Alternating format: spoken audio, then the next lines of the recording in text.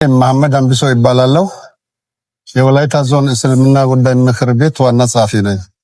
ይሄም መርሃ ግብር ያው ድርጅቱ እስላማዊ በረካ እስላማዊ ማህበር በብዙ ዘርፎች ላይ ይሰራል። ይሄ የዛሬው መርሃ ግብር በተለይ በረመዳን ወር የቲሞች አሉ ለማስፈጠር ገንዘብ ምንም ለራሳቸው ለማፍጠር ገንዘብ የሌላቸው ከዛ ደግሞ ሌሎች ድሃ ሰዎች አሉ። እዚህ በግልጽ ፊት ለፊት ላይ እንደምታየው ይሄ እስላማዊ ማህበር በየአመቱ እዚህ አረካ ብቻ ሳይሆን ቦዲቲ፣ ሶዶ፣ ጋሱባ እንደገናም ደግሞ ጉኑኖ ላይ ለነዚህ ለማፍጠር ለማይችሉ ሰዎች ያው አንድ ራሱን የቻለ ስራ እየሰራና ለማስፈጠሪያ የሚሆን ለማፍጠሪያ የሚሆነውን ነገር አዘጋጅቶ ለማደል በዝግጅት ላይ ያለ ማህበር ነው።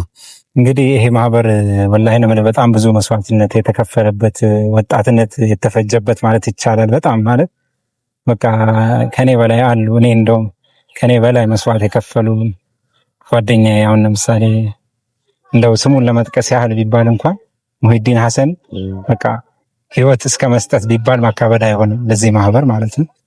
በጣም ብዙ መስዋዕት የተከፈለበት ነው።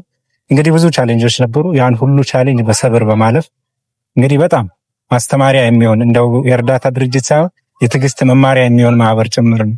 እዚህ አካባቢ ካለው ነገር አንጻር ከምን ነገር እዚሁ ከተለያዩ ከምን አካላት ጋር በብዙ ነገሮች አሉ። ያን ሁሉ ቻሌንጅ በማለፍ እዚህ ደረጃ እንዲደርስ ያደረጉ ብቻ መጀመሪያ ደረጃ አላህም ከዛ እንግዲህ ጓደኛዬ ብለው ራሱ ማራቅ ይሆንብኛል ወንድሜ ሙሂዲን ሐሰን በጣም በቃ እኔ ቃላት የለኝም። ብቻ በጣም እዚህ ደረጃ ለመድረሱ አላህ እሱን ሰበብ አድርጎታል ወላሂ። እና በሁሉም ቦታ ላይ በረካ ሲነሳ ሙሂዲን ሐሰን አብሮት የሚነሳ እንግዲህ ይሄን ያህል መስዋዕት የከፈለው ብዬ በአንድ ስም ባነሳ ማካበድ አይሆንብኝ። ያሰባችሁት አላህ አድርግላችሁ። አንተም አፍያ ሀያት ሁሉም ነገር በእጃችሁ አላህ ይጨብጣችሁ። ሁሉም እሺ በላችሁ።